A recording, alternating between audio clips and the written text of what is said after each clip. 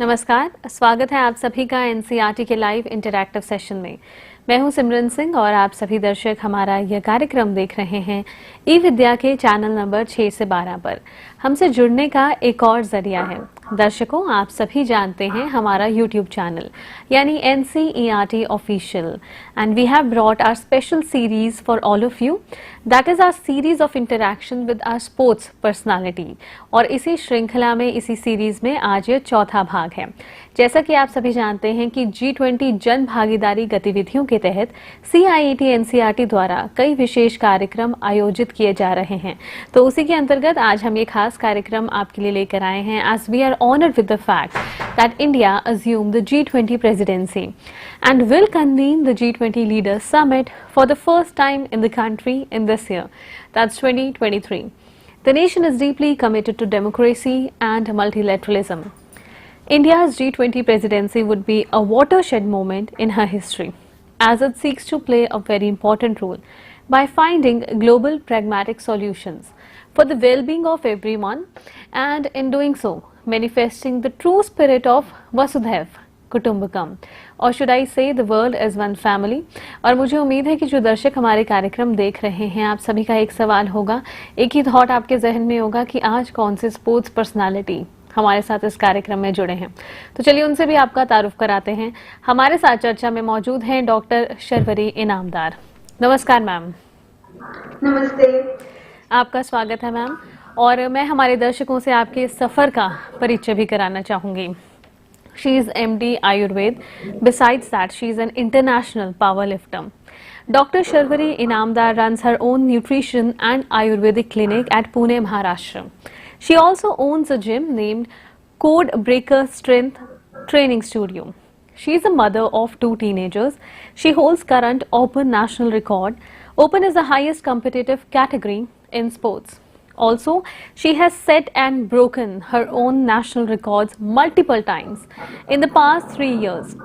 She has won Open Best Lifter of India title, which is commonly known as Strong Woman of India. This is considered to be of highest regard in the nation. Besides, she has won 5 gold medals in Asian Games Turkey and has become the first Indian to win the open class despite being a master lifter. She is a living example of कोशिश करने वालों की कभी हार नहीं होती। Ma'am, आपका बहुत बहुत इस्तकबाल और स्वागत हमारी इस चर्चा में। थैंक यू, धन्यवाद। और जितने भी दर्शक हमारे साथ जुड़े हैं, यदि ऐसे कोई भी सवाल हैं जो आपके जहन में आते हैं, कुछ भी आप हमसे पूछना चाहते हैं, हमारे साथ साझा करना चाहते हैं, तो आप सभी की स्क्रीन पर हमारा कॉन्टैक्ट नंबर फ्लैश हो रहा है। इस नंबर को ज़रूर नोट डाउन कीजिए। हमारा कॉन्टैक्ट नंबर है 8800440559। और आप सभी की स्क्रीन पर कुछ आधिकारिक मेल IDs भी, dth.class12@ciet.nic.in is one of them where you can reach out to us। तो चलिए बातचीत शुरू करते हैं। तो सबसे पहले डॉक्टर शर्वरी, क्योंकि आप एक लंबे समय से power lifting, sports activities, event से जुड़ी हुई हैं, तो हम चाहेंगे कि हमें पावर लिफ्टिंग के बारे में आप और बताएं। साथ ही क्या ये एक ऐसा स्पोर्ट्स इवेंट है जिसमें अलग अलग कैटेगरीज हैं और कई श्रेणियों में ये विभाजित है, इसके बारे में भी हमारे दर्शकों को जानकारी दें। बेसिकली पावर लिफ्टिंग एक शक्ति प्रदर्शन का गेम है। मतलब जहाँ पे स्ट्रेंथ जो है उसका प्रदर्शन हमें कंपटीशन के स्टेज पे करना पड़ता है। तो यहाँ पे स्क्वाट, बेंच और डेडलिफ्ट, ये 3 जो लिफ्टिंग के तरीके हैं, इसमें आप टोटल कितना वजन उठा सकते हो, इसका प्रदर्शन कंपटीशन में होता है।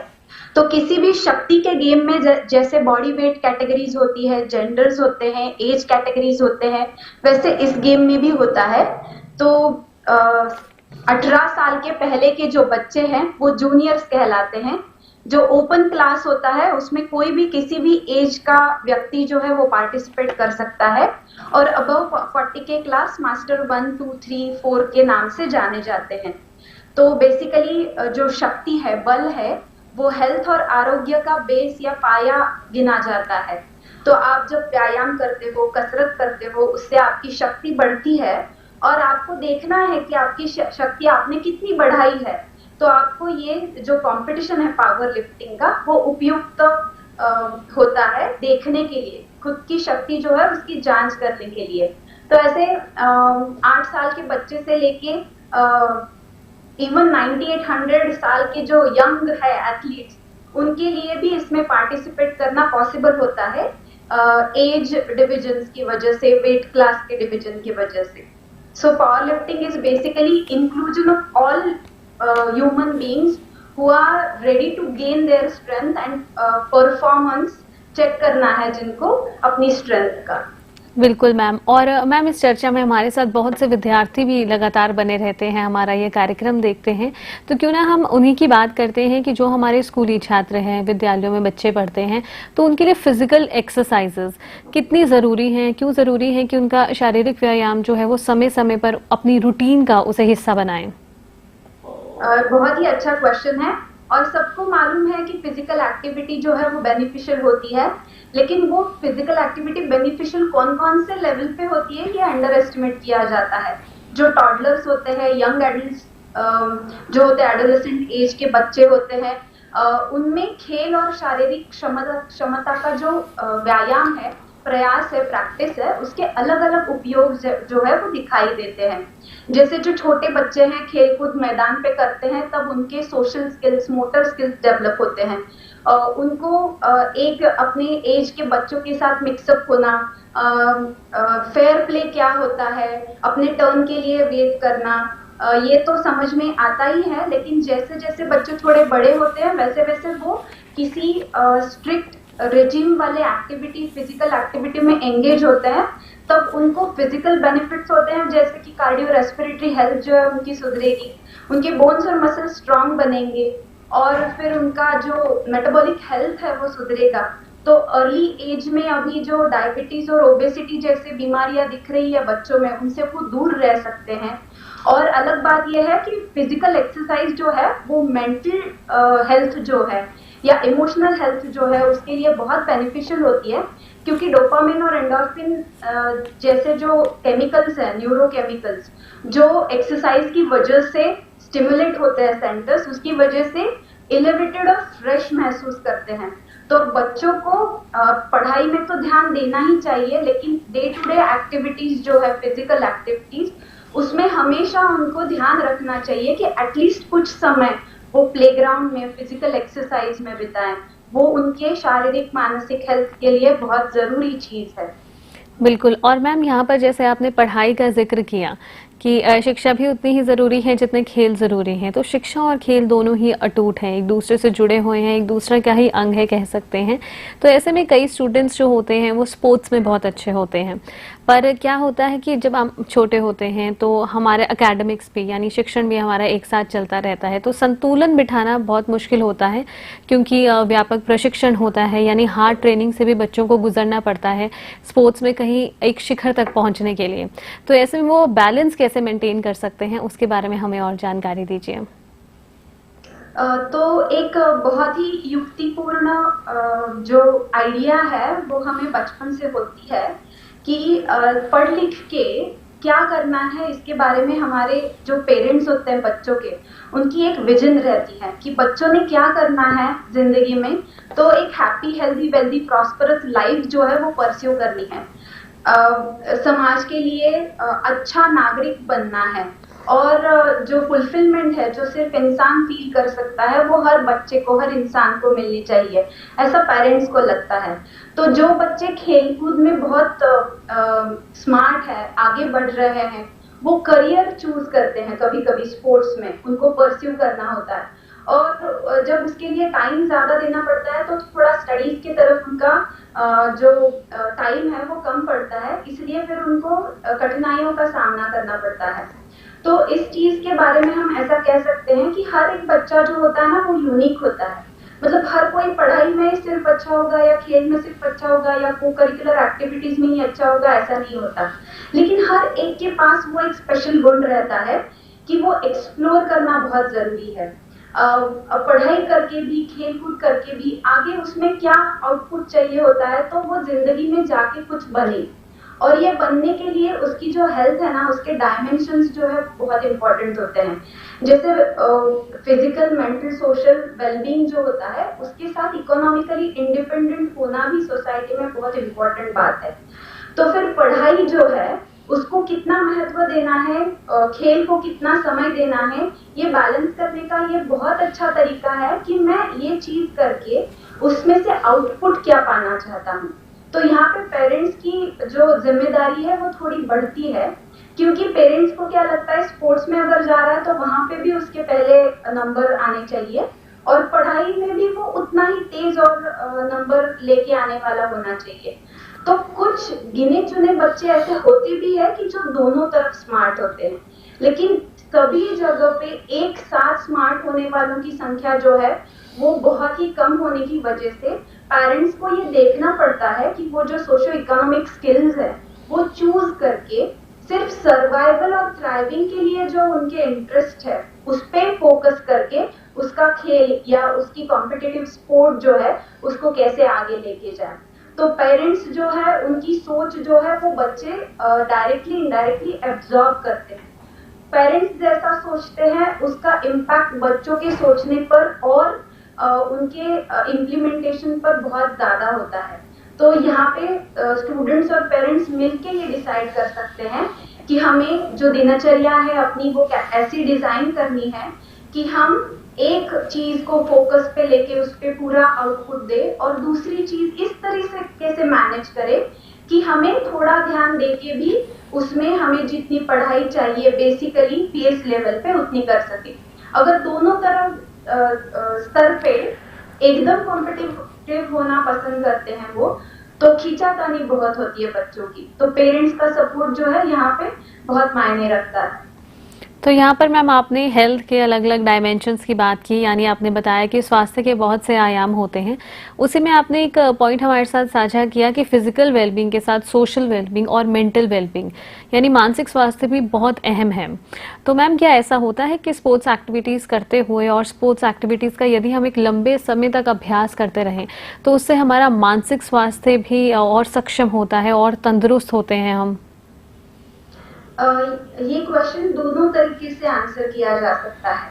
जब लोग कॉम्पिटिटिव स्पोर्ट्स में अपने बच्चों को डालते हैं तब उसमें कंपटीशन जो है या एंड गोल जो है, मेडल जो है, वो आप सामने रखते हो और सिर्फ उसी के हिसाब से प्रयास करते हो। वहां तक पहुंचने की जर्नी है वो सेकेंडरी बन जाती है। तब फ्रस्ट्रेशन और डिप्रेशन जो है उसका सामना ज्यादा करना पड़ता है। लेकिन जो कॉम्पिटिटिव स्पोर्ट है उसमें वो जो स्पोर्ट है उसकी तरफ का आपका लगाव, उसकी तरफ की आपकी डिसिप्लिन, आप ये स्पोर्ट क्यों खेल रहे हो इसके पीछे की सोच, वैचारिक बैठक, ये सामने रखते हो और प्रोसेस ओरिएंटेड बनते हो तो as a human being overall development जो है सभी एस्पेक्ट की वो बहुत अच्छे से होती है। वो जैसे हमारे यहाँ पे भगवत गीता में बोलते हैं ना कि जो कर्म करो और फल की इच्छा मत करो, वो कॉम्पिटिटिव स्पोर्ट्स में बोलना बहुत आसान है, प्रयत्न तो कर रहे हैं, इतनी सारी मेहनत डाल रहे हो और मेडल की अपेक्षा नहीं कर रहे, ऐसा नहीं हो सकता।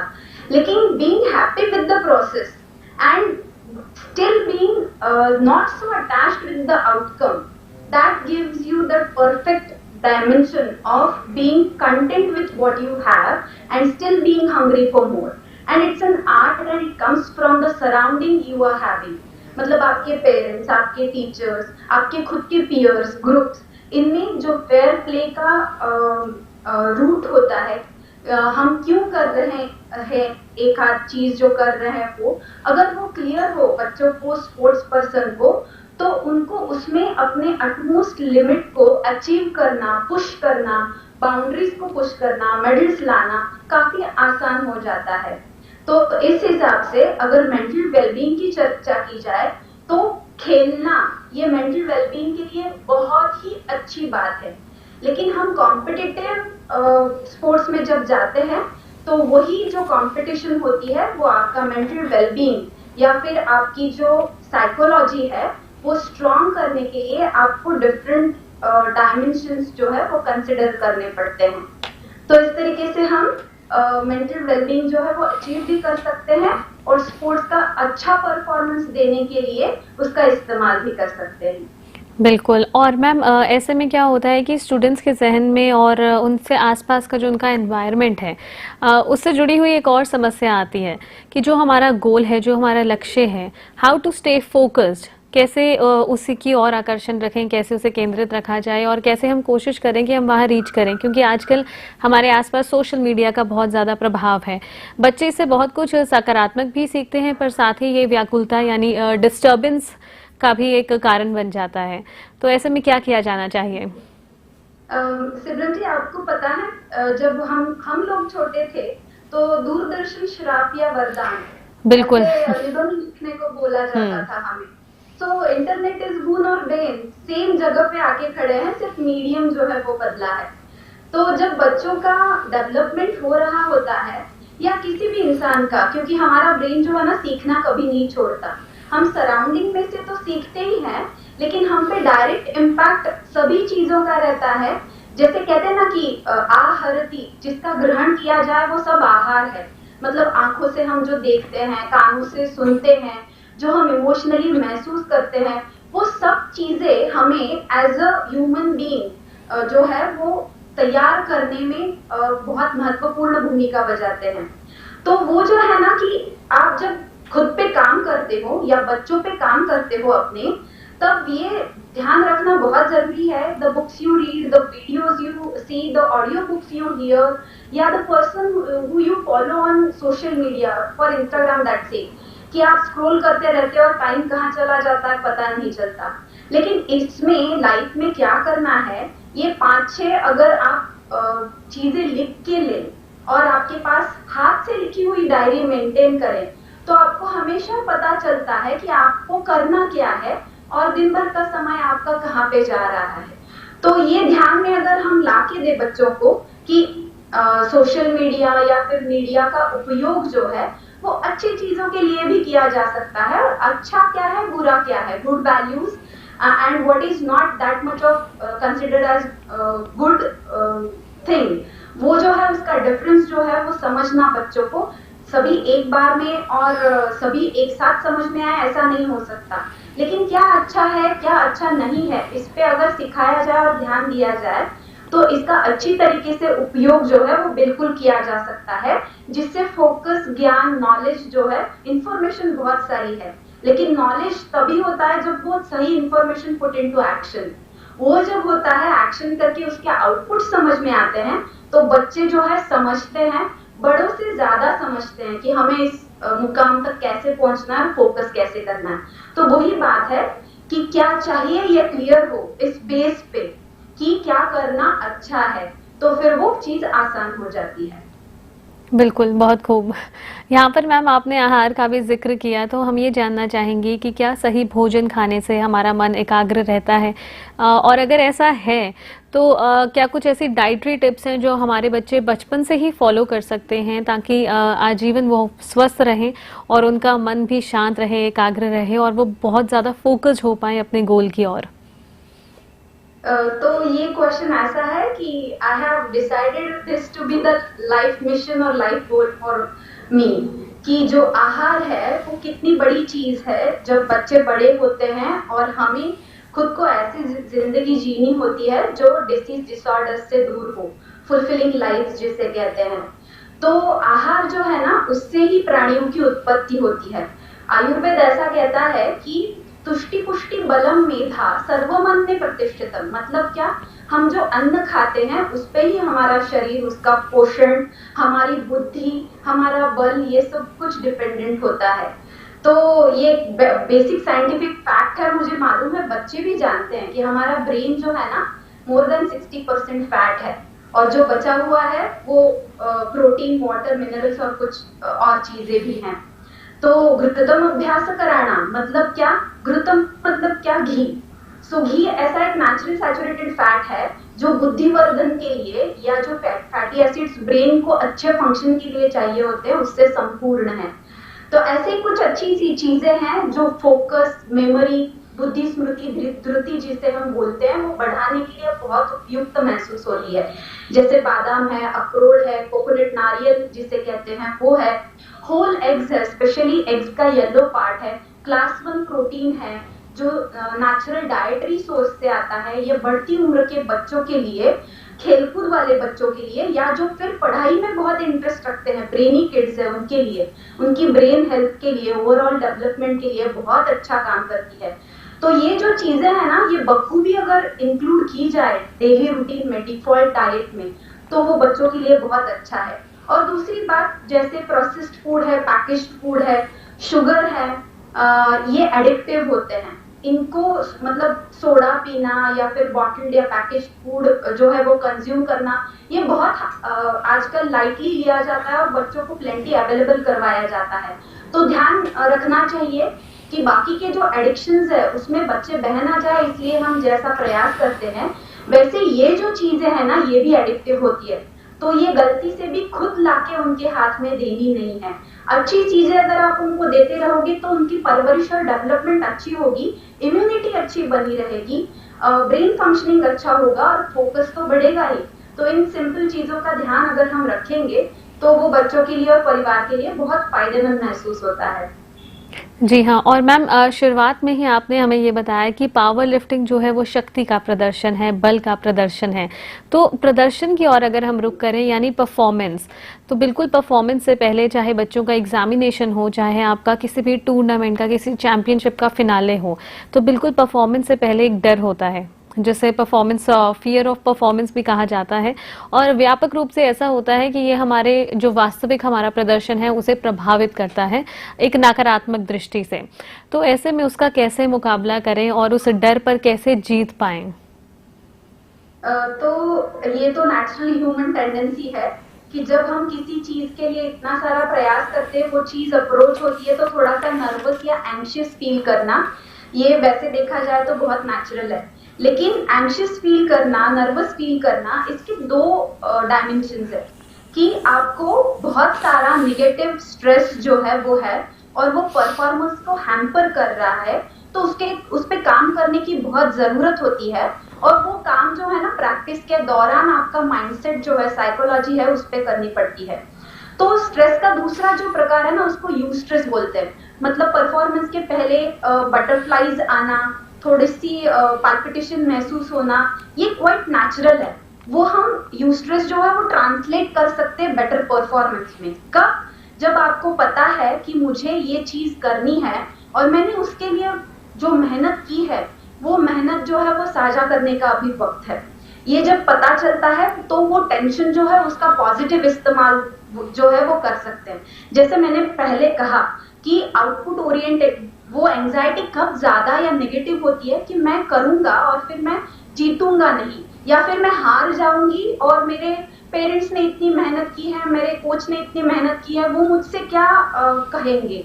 तो जो गिने चुने लोग होते हैं, जो आपके वेल विशर्स होते हैं, always remember that they are with you if you have put your 100%। मतलब आपने अच्छी मेहनत की है, उसके बाद आउटपुट जो आता है ना, उसके बारे में वो आपको कभी डांटेंगे नहीं, निगेटिवली क्रिटिसाइज नहीं करेंगे। वो आपको बोलेंगे कि there is always next time. ये जो प्रोसेस से जुड़ा हुआ साइकोलॉजिकल एस्पेक्ट है, उस पर अगर ध्यान देते हैं एथलीट्स, उनके कोचेस और पेरेंट्स, तो फिर उनको उस एंजाइटी का पॉजिटिव इस्तेमाल करना बहुत आसान हो जाता है। तो ये जो बात है वो ध्यान में रखी जाए कि anxiety is quite natural, performance anxiety is there to some extent, but वो निगेटिवली हैम्पर कर रही है परफॉर्मेंस को, तो उसके पीछे की जो थॉट प्रोसेस है, अगर बाकी के लोग क्या सोच रहे हैं उसके बारे में हम सोचेंगे तो फिर उनका काम उनको करने दे, वो सबसे ज्यादा अच्छा है। तो आपके गोल पे फोकस करना, आपका परफॉर्मेंस प्रैक्टिस, आपके डिसिप्लिन है, उस पर ध्यान रखना, ये आपके हाथ की चीजें हैं। आउट ऑफ कंट्रोल जो चीजें हैं उनके बारे में अगर एथलीट्स ज्यादा ध्यान देते हैं, या फिर स्टडीज की हुई है लेकिन पहला नंबर नहीं आएगा इस हिसाब से एंजाइटी हो रही है, तो दैट डजंट मैटर। क्योंकि आपने क्या करना है, जो आपको हो रहा है फील, उसका परफॉर्मेंस में ट्रांसलेट करना, ये एक कला है, आर्ट है, और वो सीखना बहुत आसान है अगर आपकी जो कर रहे हो उसके पीछे की थॉट प्रोसेस जो है वो क्लियर करने में आपका सराउंडिंग जो है वो आपको हेल्प कर रहा है तब। बिल्कुल। और मैम जब भी हम अपने लक्ष्य की ओर आगे बढ़ने की कोशिश करते हैं तो ये हर एक के साथ होता है, हर व्यक्ति के साथ, कि बहुत से ऐसे चैलेंजेस आते हैं हमारी राह में, बहुत से कांटे यानी चुनौतियां भी आती हैं। तो मुझे उम्मीद है कि ऐसा आपके साथ भी हुआ होगा। तो क्या चुनौतियां रहीं आपके जीवन में यहाँ तक पहुँचने के लिए, और किस तरह से आपने उन्हें ओवरकम किया, ताकि हम आपसे प्रेरणा ले सकें? तो ये तो बहुत ही मतलब ऐसा क्वेश्चन है which is very close to my heart. मतलब अगर जो चुनौतियां आई उनके बारे में बात करेंगे तो समय शायद काफी नहीं पड़ेगा, लेकिन जब भी चुनौती आती है तो मेरे हस्बैंड जो है जो मेरे बहुत बड़े सपोर्टर रहे हैं मेरी स्पोर्ट्स जर्नी में। तो I was not like kid who is into sports. मुझे पता नहीं था कि मैं कभी स्पोर्ट्स में जाके आगे ये सब कुछ करूंगी, लेकिन जब भी कभी कोई चुनौती ऐसी आती है ना तो वो मुझे हमेशा बोला करते हैं कि संघर्ष जितना बड़ा होता है उतना यश जो है या फिर जो विनिंग पार्ट है वो उतना बड़ा उभर के आता है। तो आपको तो पता ही है कि जब घर की जिम्मेदारी है, आप वर्किंग वुमन हो, 2 बच्चों की माँ हो, तो वो अंदर एक गिल्ट होता है कि बच्चों का टाइम निकाल के जहाँ पे पैसे कमाने हैं वहां का टाइम निकाल के आप खुद स्पोर्ट्स के लिए, कॉम्पिटिटिव स्पोर्ट्स के लिए टाइम निकाल के कर रहे हो, तो is it really worth it. मतलब ऐसा जो विचार है वो मन में आना स्वाभाविक है, लेकिन उस पे विजय पाके जो टाइम या डिसिप्लिन या हार्डवर्क होता है वो अंदर डालते जाना और उस पे काम करते जाना, या ये जो अंदर चल रहा हुआ द्वंद्व है उसको पॉजिटिव तरीके से देखना, ये बहुत कठिन चीज होती है जो मुझे बहुत पार करनी पड़ी इस जर्नी में। और ऐसा लगता है कि I am proud of that, क्योंकि my kids are also very supportive to मी।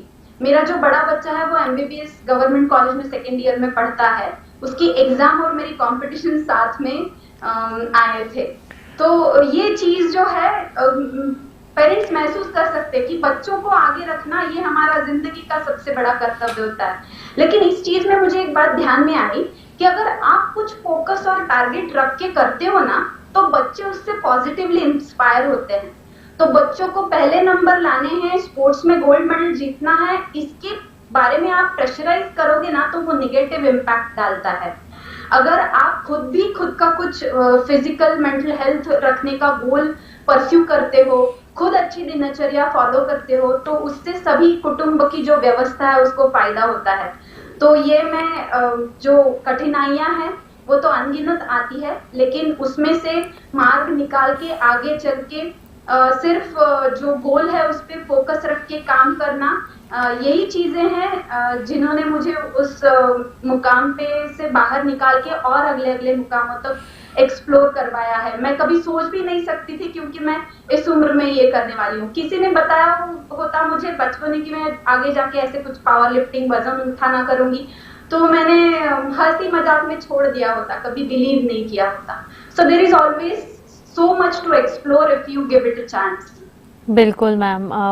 और मैम हमारे जो आज के युवा हैं वो जो कोशिश करते हैं कि स्पोर्ट्स में किसी भी ऐसी खेल की फील्ड में पूरी मेहनत और निष्ठा से और लगन से उसकी प्रैक्टिस करते हैं, अभ्यास करते हैं, तो कई बार ऐसा होता है कि आसपास जो हमारे लोग होते हैं, हमारे अभिभावक, हमारे कोचेस, हमारे गाइड्स, उनकी बहुत सी एक्सपेक्टेशंस हो जाती हैं, तो एक जहन में एक जिम्मेदारी का भाव भी आता है और उसी के साथ जो खेल की भावना है, value of the spirit of sports, कहीं वो पीछे रह जाती है और हार और जीत, परिणाम ज्यादा मैटर करने लगता है।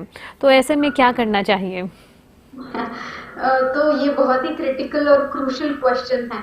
मतलब ये जो क्वेश्चन है हर एक कॉम्पिटिटिव एथलीट का नाइटमेयर होता है कि मैंने इतना सारा डाला है, मेरे पेरेंट्स की, मेरे कोचेस की या मेरे फ्रेंड्स की, पीयर्स की ऐसी इच्छा है कि मैं जीतना जो है मैं बहुत ज्यादा जरूरी है। मतलब वही सिर्फ जो प्रैक्टिस है वो या उससे मिलने वाला जो आनंद है वो पीछे रह जाता है और गोल जो है, आउटकम जो है वही सबसे ऊपर चला रहता है। तो इसीलिए मैंने कहा कि जो वैचारिक बैठक है, फिलोसॉफिकल डेप्थ है, वो जीने का एक तरीका होता है। और कितना भी हम आउटकम ओरिएंटेड बनने की कोशिश करें, लेकिन हमारा जो इनर स्पिरिट होता है ना स्पोर्ट्समैन का, वो अगर डिस्टर्ब होना शुरू हो जाए तो उसमें से डिप्रेशन जैसी जो बीमारियां है ना वो जन्म लेती है। तो इसीलिए हम एथलीट का खान पान, साइकोलॉजिकल डेवलपमेंट और उनका मेंटल फोकस, ये तीनों चीजें जो है वो संभालना बहुत जरूरी हो जाता है। तो ये जो होता है ना, जब उनका प्रेशर बढ़ता है परफॉर्मेंस का और वो निगेटिवली इम्पैक्ट करने लगता है, तब जो एथलीट होता है वो किसी गैर मार्ग पर जाने की जो संभावना है वो बहुत मल्टीपल फोल्ड बढ़ती है। तो स्पोर्ट्स में जो यश है या जो फिर विन है, सक्सेस है, वो पाने के पीछे किसी स्पोर्ट्समैन का गोल क्या रहता है, मुझे क्या चाहिए, किसी को पैसा चाहिए होता है, किसी को नौकरी चाहिए होती है, किसी को शोहरत चाहिए होती है, किसी को उससे मिलने वाला फेम चाहिए होता है। लेकिन ये सब चीजें होने वाले जो लोग हैं ना, उनको एक बार देखो, अगर उनके पास फुलफिलमेंट नहीं है, जॉय नहीं है, हैप्पीनेस नहीं है, तो इस किसी भी चीज का उनके जीवन में कुछ रोल होता नहीं है। तो जैसे देखो, कुछ लड़के कुछ बच्चे जो है अभी वीडियो गेम्स खेलेंगे, घंटों खेलेंगे, तो उससे उनको प्लेजर मिलता है, वो हैप्पीनेस नहीं होता। There is a thin line between pleasure and happiness. When you attach your goal towards your happy emotions, it becomes easier for you to follow the path of discipline, hard work, and उसके बाद आप हारोगे, फिर से ज्यादा discipline, hard work डालोगे। ये करते करते आप एक ऐसे मुकाम पे आ जाते हो कि आप खुद की फील्ड में लेजेंडरी बन जाते हो। तो उस प्लेजर के पीछे भागने के बजाय जिम्मेदार बन के जो प्रोसेस है, जो खेल है, किस लिए शुरू किया था आपने? अच्छा लगता है इसलिए, राइट? तो वो अच्छा लगना बंद ना हो, ये खुद आपकी खुद की जिम्मेदारी होती है। लोग तो है ही वहां पे बोलने के लिए, कभी कभी उनका प्यार है कि इसका ये चांस निकल जाएगा तो फिर चांस हाथ में नहीं आएगा। मैं तो कहूंगी कि ये तो हो ही नहीं सकता। परफॉर्मेंस एंजाइटी तभी आती है, डिप्रेशन तभी आता है जब ऐसा लगता है कि अभी जिंदगी भर का चांस चला गया, मैं आगे कुछ नहीं कर सकता या कुछ नहीं कर सकती। So it's never too late to pursue anything in the world, may it be the highest competitive sport in the world. आपकी जो खुद की डेवलपमेंट है, आपका जो खुद का लाइफ है, उससे आगे ज्यादा इम्पोर्टेंट कुछ नहीं होता। आपके कोच को, आपके पेरेंट्स को भी वही चाहिए होता है। So never fall into the trap of getting depressed in the name of not winning. तो जो पाथ है वो सोच समझ के तय करो, और आपकी सोच ही आपको बचाएगी या फिर नीचे जो है जो मानसिक असंतुलन का करता है उसमें लेके जाएगी। बिल्कुल मैम, बहुत सही कहा आपने। इट्स नेवर टू लेट, कभी देर नहीं होती। जो भी आप जीवन में करना चाहते हो, despite the various fact, despite the age, despite the opportunities being provided और not, it's actually never too late. और मैम, आज का ये सत्र बहुत ही मालूमाती रहा, बहुत इन्फॉर्मेटिव रहा और प्रेरणादायी भी रहा। और जाते जाते मैं चाहूँगी कि आपकी ओर से एक पैगाम हमारे सभी युवा जो ये कार्यक्रम देख रहे हैं उन सब के लिए। First of all, thank you for having me on such a wonderful platform. और मैं यही कहना चाहूंगी कि जो लोग होते हैं जिनको जिंदगी में कुछ अलग करना होता है, वो लोग जो होते हैं उनकी अंदर की जो चाह होती है, उसके लिए वे आउट जो है उनको खुद को निकालना होता है। Nobody else is going to work for your dreams. आपका जो लाइफ है, मतलब जिंदगी है तो परेशानियां हैं ही। अगर आप खुद की सफरिंग, खुद की परेशानियां खुद नहीं चुनते हो, तो दूसरों की परेशानियां और दूसरों की जो एक्सपेक्टेशंस है उनको ढोना, ये आपका जो राह है वो बन जाती है। तो क्यों ना खुद के ऐसे गोल्स जो है वो सेट करें जिनको परस्यू करने के लिए जो पाथ आपने चुना है वो आपके लिए हैप्पीनेस क्रिएट करने वाला हो। तो ऐसा अगर करते हैं तो जिंदगी में कुछ भी कम नहीं है। तो गोल पे अड़े रहना और अच्छे मार्ग पे चलते रहना, ये दो चीजें हैं जो फुलफिलमेंट देती है। और हम इंसान हैं, हम ऐसे प्राणी हैं जो सोच सकते हैं। तो इस बात का हम अगर ध्यान रखेंगे तो happy, healthy, wealthy, prosperous life जैसी जीनी है, पेरेंट्स को चाहिए आपने जीनी है, वैसे आप जी सकते हो और सक्सेसफुल बन सकते हो, गेट हैप्पी ऑल्सो। जी हाँ मैम, बहुत बहुत शुक्रिया आपका हमारे साथ जुड़ने के लिए, और इतनी महत्वपूर्ण बातें आपने अपने अनुभव से, अपने एक्सपीरियंस से हमारे साथ साझा की है। इस समय के लिए, इस जानकारी के लिए आपका तहे दिल से धन्यवाद। थैंक यू, धन्यवाद। साथ ही आपको भविष्य के लिए ढेरों शुभकामनाएं। Thank you so much. और जितने भी दर्शक हमारे साथ इस सत्र में जुड़े थे, मुझे पूरी उम्मीद है कि आज का ये कार्यक्रम, जिसमें हमारे साथ international power lifter doctor Sharvari Inamdar मौजूद थी, आप सभी को बहुत पसंद आया होगा। और दर्शकों, इससे पहले कि इस सत्र को यहीं विराम दें, here is an important piece of information for all of you. It is regarding the availability of NCERT textbooks. It is also flashing as a ticker on your screens.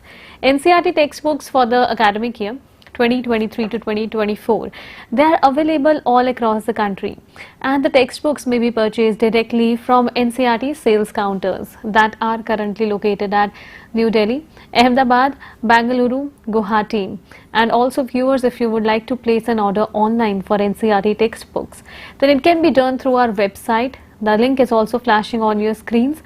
It is www.ncert.ncert.gov.in. And in case you want to download the soft copy or the PDF version of NCERT textbooks, then it can be done through ePathshala, Diksha platform, and also through our mobile application. So feel free to explore the website of NCERT, www.ncert.nic.in, to know more about authorized vendors. Once again, a word of thanks to Dr. Sharvani Inamdar for such a wonderful session and for connecting with us in the program. And all the viewers who have been watching this program, let me inform you, don't go anywhere, because right at 12 in the noon we will have our special session, that is teaching learning interventions for inclusive classroom. यानी समावेशी कक्षा का हमारा खास सत्र रहेगा आधे घंटे का 12 से 12:30. तो आप हमारे साथ बने रहिए, जिसमें हम बातचीत करेंगे introduction to NIEPMD, that stands for National Institute for Empowerment of Persons with Multiple Disabilities or Divyangjan. So keep watching eVidya channels and take very good care of yourself. Namaskar.